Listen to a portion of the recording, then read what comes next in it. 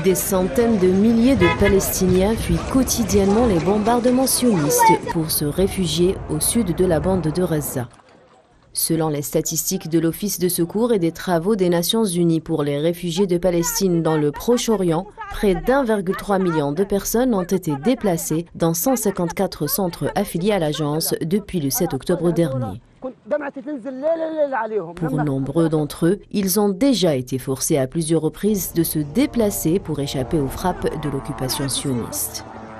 Il a été relevé par des experts que le blocus imposé par l'entité sioniste dont font face les déplacés, additionné à la crainte de mourir sous les bombardements sionistes, les inciterait souvent à se déplacer une nouvelle fois.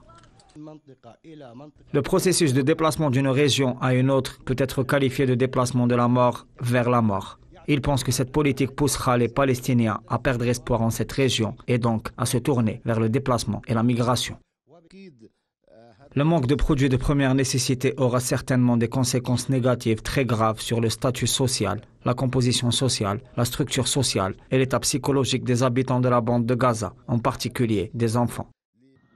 Les forces de l'armée sioniste ne lésignent pas sur les moyens pour redoubler les attaques contre les civils palestiniens, notamment à Gaza, l'objectif étant les déplacements forcés pour vider ainsi le territoire palestinien de toute âme gazaoui. Israël met actuellement en œuvre l'idée de déplacer le peuple palestinien de ses terres, en détruisant les infrastructures, les bâtiments et tout ce qui fournit des services aux citoyens pour leur survie. La peste ou le choléra, les Gazaouis tentent d'échapper à la mort qui paradoxalement semble être leur triste sort. Mourir ou mourir, que faire, jusqu'à quand ?